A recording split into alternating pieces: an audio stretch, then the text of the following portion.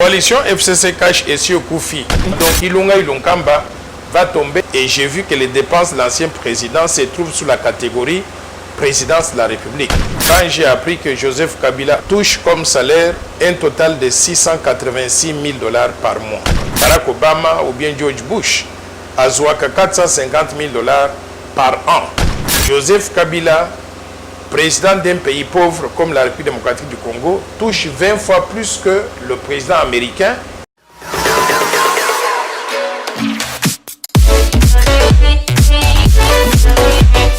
Bienvenue sur Elite Télévision, partout dans le monde entier.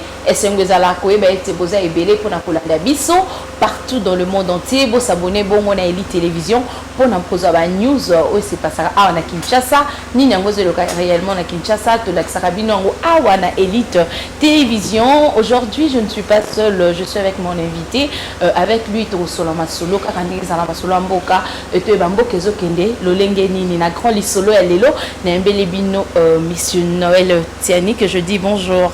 Bonjour. Vous allez bien? Je me porte comme un charme. Oh, ok. Mais émission de Zakro Lisolo, malgré Lingala français, au Kokarama, Mouké Metro Sangsa, na français Lingala, Mbote Noël Tiani. Mbote na Sepeli. Mais il faudrait toi ajouter aussi à Chiluba. So Lingala, Chiluba, français. Il n'y a pas de problème. Ok. Oui, en tant qu'économiste, consultation, Pébanda, qui idée non par rapport à consultation, dont vous avez l'évolution, les andengeni. D'abord, j'avais salué l'initiative du président Félix Tshisekedi. Il a organisé consultation nationale après avoir fait le constat que la gestion du pays ne donne pas vraiment de bons résultats. Depuis a commis président de la République, depuis pratiquement 2 ans maintenant, Mboka Nabiso est allé géré par coalition FCC Cash. Kasi batuana bayoka nakate nakati ya coalition boko mona batu mususu balingi ba tirer action à gouvernement vers le bas pour président Akoya, pour président a échoué, pendant qu'il y en a qui essayent donc de tirer vers le haut pour changer destin du peuple congolais. Président a sali constat il y a situation wana a décidé que il faudrait à réunir batunyonso, quelle que soit tendance politique, quelle que soit leur religion, quelle que soit leur province, tout le monde ba congolais nyonso ba sangana, toyokana, to solola, toyebi saye, makambo yo toyebi, tout ça les recommandations oyo à prendre en considération pour changer façon pays azali gouverner. Donc moi j'avais salué cette initiative là sur l'herbe benga kinga ina kenda ko komonaye. Voilà. Nakendaki kuna nazaki accompagné na ba candidat président de la République au tozaki na ngona 2018. So chacun de nous a yebisaki ye diagnostic o ya sali ndenge mboka ezotambula nga personnellement na bisaki ye que beaucoup de choses n'ont pas changé. Batu nyonso ba congolais dehors là, ils n'ont pas du travail. Ils n'ont pas de l'eau potable, ils n'ont pas d'électricité, la majorité des gens. Donc, les gens souffrent beaucoup. Et je l'avais dit, on ne peut pas continuer à fonctionner comme ça. Et je lui ai proposé que personnellement, j'avais rédigé plan Marshall et à Noël Chang pour la reconstruction en Boka. Plan j'avais actualisé ça après Covid-19. Et je lui ai donné un mémorandum résumant le plan en lui disant, si moi j'étais à votre place, voici ce que je ferai pour changer la situation à Batunion sur Bisso. Et il était très attentif, il a écouté chacun des candidats et il nous a dit, après avoir écouté tout le monde, il va prendre des mesures et il va faire un discours bientôt pour s'adresser à la nation. Pour s'adresser à la nation, est-ce que pour l'évolution en Boka, il faut FCC Cash, coalition et Katana ou bien Batambo l'ensemble selon vous? Coalition FCC Cash et Sio Koufi. Et Koufi, pourquoi? Parce que quand le président a fait le constat que ça n'a pas aidé à gérer le pays comme pour atteindre les objectifs, en d'autres termes, c'est une façon très diplomatique de dire Nalingi Angote. Donc, si un membre a un accord, si un membre dans une coalition n'en veut plus, la coalition est terminée. Donc les gens du FCC sont en train de pleurnicher aujourd'hui en disant non, il faut respecter l'accord. Pourquoi? Parce qu'ils trouvent leur avantage dans cela, mais le peuple congolais ne se retrouve pas. Donc pour nous, le peuple congolais, nous disons non à la coalition FCC Cash. C'est terminé. Nous voulons maintenant que le président mette en place ce qu'il a appelé Union sacrée de la nation. Ça veut dire une véritable équipe nationale comme les léopards, regroupant tout le monde. Mais cette idée-là, est-ce que et quoi aboutir dans quelque chose de bien, Union sacrée, et quoi aboutir dans quelque chose de bien au Congolais, Union Sobazozé là? Oui, moi je pense que ça va changer la façon dont le pays est géré. Pourquoi? Parce qu'actuellement, le pays est gouverné par coalition FCC Cash qui dit qu'ils ont la majorité au niveau de l'Assemblée nationale et du Sénat. Or, ça ne marche pas.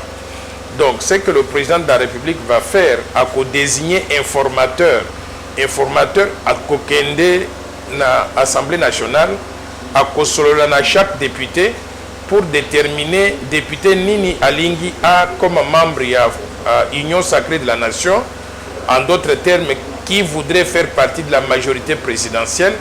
Et en ce moment-là, une fois que les députés, par exemple, du FCC auront choisi de pouvoir venir dans l'Union sacrée de la nation, ils ne font plus partie de l'opposition, ils vont venir dans la majorité au pouvoir. Et sur cette base de cette nouvelle majorité parlementaire, le président va désigner un premier ministre qui va constituer un gouvernement. Donc, Ilunga Ilunkamba va tomber avec tout son gouvernement. Tokozwa, nouveau premier ministre qui va former un nouveau gouvernement. Et avec ça, on va commencer à gérer le pays. Moi, je considère que ça va changer beaucoup de choses. Ça va changer beaucoup de choses parce que la gouvernance va être différente. Déjà, j'espère qu'on aura un premier ministre un peu plus dynamique que celui que nous avons aujourd'hui, parce qu'Ilunga Ilunkamba, on ne le sent pas. On ne sait pas qu'est-ce qu'il fait tous les matins. Donc, on aura peut-être un premier ministre un peu plus jeune, plus dynamique, capable de pouvoir former un gouvernement plus restreint, avec peu de ministres, peut-être 20, 30 ministres. Avec ces ministres-là, il pourra définir une nouvelle action gouvernementale sous l'impulsion du chef de l'État et commencer donc à travailler. Oui, merci beaucoup, M. Noël Tchani. En tant qu'économiste, Tolingi Toyeba, salaire et ancien chef de l'État, et cause à l'Andengenini à Kinshasa, et cause à l'Andengenide par rapport à nous expliquer l'opinion du peuple congolais, son salaire et ancien chef de l'État, et cause à l'Andengenini. Très franchement, Nazalaki scandalisé quand j'ai appris que Joseph Kabila, en tant qu'ancien chef de l'État de la RDC, touche comme salaire, comme pension, un total de 686 000 $ par mois. Quand vous multipliez par 12 mois, il a 8 60 000 $ par an. 8 millions. Pour vous donner une idée, ancien président, il y a États-Unis d'Amérique, Barack Obama ou bien George Bush, a 450 000 $ par an. Joseph Kabila, président d'un pays pauvre comme la République démocratique du Congo, touche 20 fois plus que le président américain. C'est un scandale. Or, les Américains sont plus riches que nous. Donc, ils ont beaucoup d'argent. Ils pouvaient payer leur président beaucoup plus d'argent. Et nous qui n'avons pas d'argent, qui avons besoin de ressources pour développer le pays, pour payer les frais scolaires des enfants, payer les soins médicaux donc dans les hôpitaux, acheter des masques à nos gens pour qu'ils puissent porter, se protéger contre la pandémie, nous gaspillons tout notre argent sur un seul individu qui s'appelle Joseph Kabila. Je trouve que c'est un scandale. Moi, je voudrais saisir l'opportunité Oyo, na tinda message na ba député national na biso, na ba sénateur Nyonso, nazo senga bango ba réviser loi sur les anciens chefs de l'État pour diminuer ces avantages exorbitants qu'on a donnés donc à Joseph Kabila et lui donner une pension de pas plus de 15 000 $ par mois. 15 000 $ pour un individu, c'est largement suffisant pour qu'il puisse vivre correctement. Et surtout, que nous savons que Joseph Kabila, pendant qu'il était président de la République, il a pris toute la caisse de l'État. Il a 123 compagnies à lui et à sa famille. 123 des grandes compagnies au Congo, en Afrique, dans le monde. Il a 120 concessions minières qui valent des milliards de dollars. Et pour vous donner une idée, quand on parle d'une concession, par exemple au Bas-Congo, dans la province du Congo central, l'île de Mateba, l'île de Mateba a littéralement la taille de la République du Sénégal.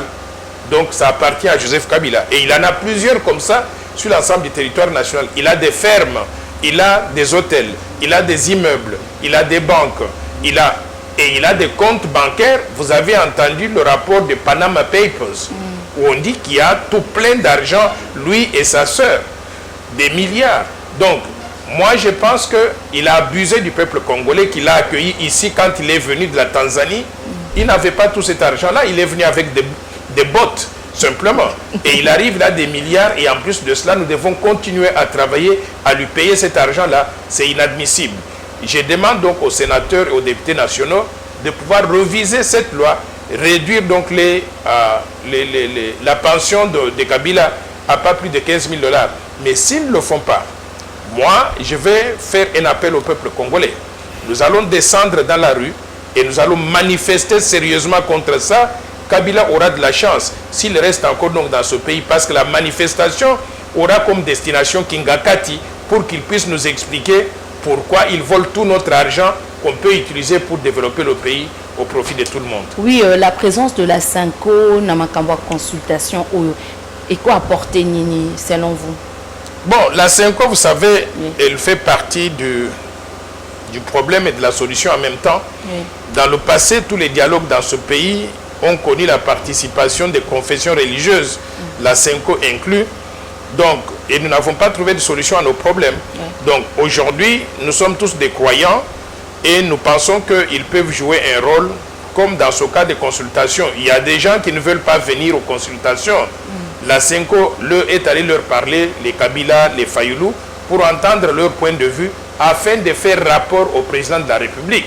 En réalité, sans que le président de la République ait rencontré Fayoulou ou bien ait rencontré Kabila, c'est comme s'il leur a parlé, parce que la Senko est allée donc leur poser les mêmes questions, recueillir leur avis, faire un rapport au président de la République. Donc les décisions que le chef de l'État va prendre vont être basées sur le fait qu'il a parlé à tout le monde. Donc de ce point de vue, la Senko a joué un rôle que moi j'apprécie. Mais il ne faut pas qu'il nous amène sur le chemin de dire qu'après ces consultations, il faut qu'on ait un autre dialogue. On est fatigué des dialogues. On ne veut plus avoir ce dialogue-là. Nous voulons maintenant que le président de la République, qui a reçu un mandat de 5 ans, qu'il termine ce mandat, qu'il organise des élections à travers les organisations concernées, la CENI, qu'il organise les élections en 2023. S'il ne gagne pas, qu'il parte.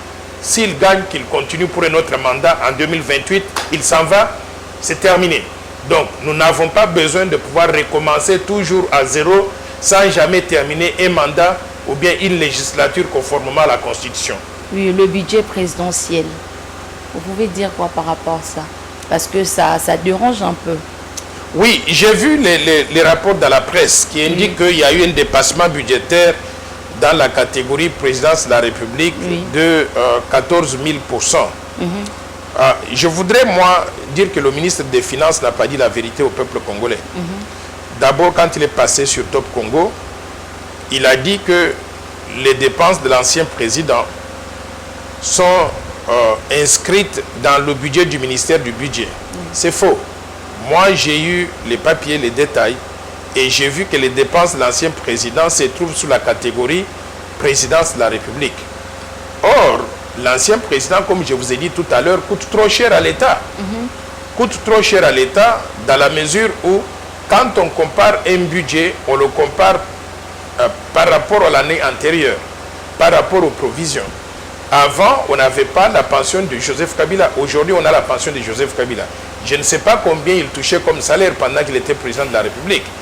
Mais le fait qu'il touche 8 millions de dollars par an sous forme de pension, ça a une charge sur cette catégorie-là. Et en plus de cela, il s'est fait allouer 2500 gardes républicaines que nous devons payer au frais du trésor public.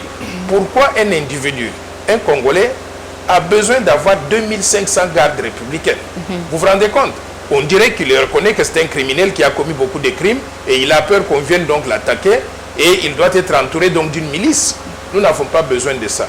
Il faut qu'on supprime tout ça parce que je pense que d'après la Constitution, il peut être protégé par pas plus de 10 personnes, mais pas avoir donc 2500 gardes républicaines aux frais du trésor public.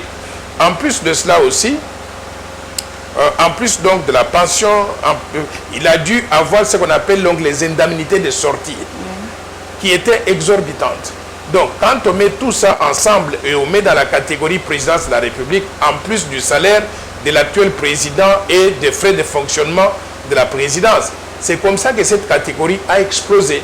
Donc, moi, je souhaiterais que le ministre des Finances soit sincère et soit honnête quand il explique des choses comme ça donc au public, pour ne pas dramatiser et faire paraître l'actuel président comme celui qui a causé tous ces dérapages-là, même si je reconnais qu'il y a eu beaucoup de dépenses, par exemple, faites par l'actuel président, mais peut-être les frais de démarrage, parce qu'il vient d'arriver. Il devait faire beaucoup de déplacements à travers le monde pour renouer des relations entre la RDC et les pays extérieurs.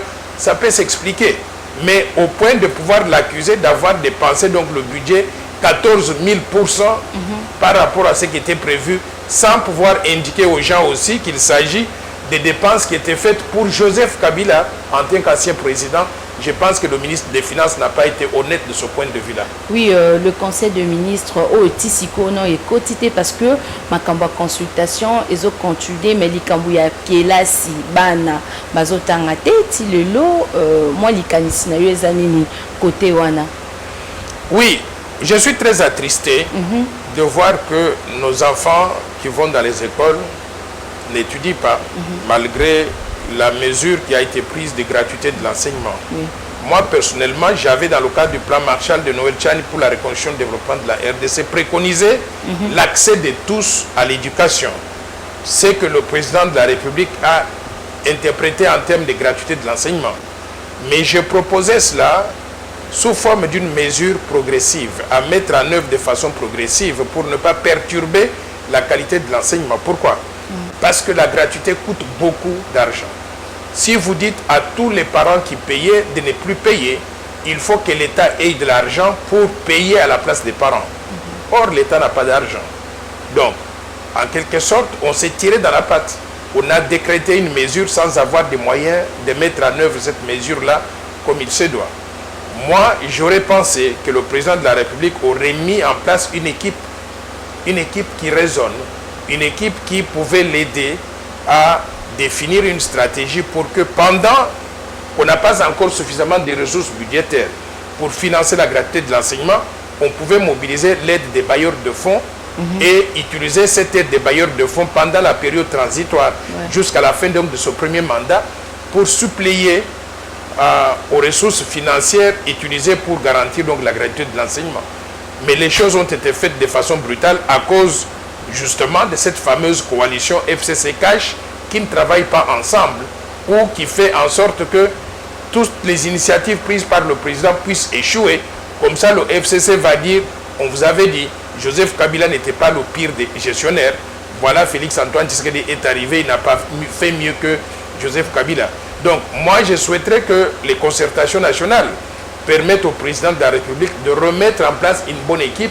On peut corriger les erreurs qui ont été commises en ce qui concerne la gratuité de l'enseignement, en négociant rapidement avec des bailleurs de fonds une assistance budgétaire importante qui pourrait permettre à notre pays de passer cette étape ici pendant qu'on réorganise les finances publiques pour que le pays puisse mobiliser plus de ressources dans l'avenir.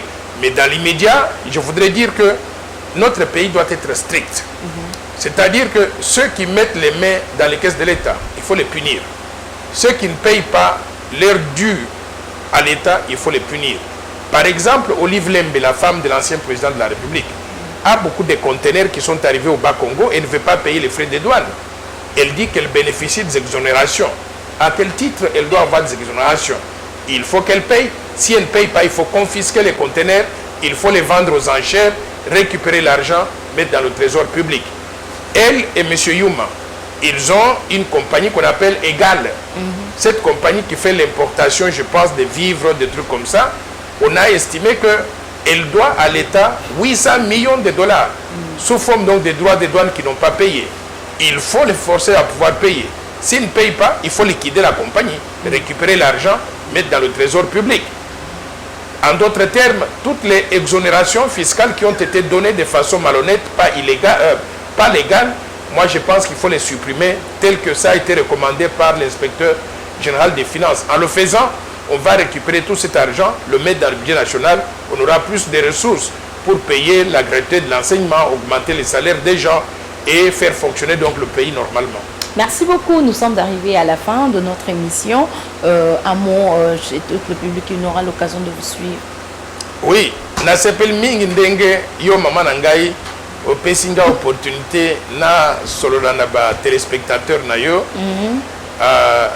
Ce que je peux leur dire, c'est que le pays traverse une situation extrêmement difficile.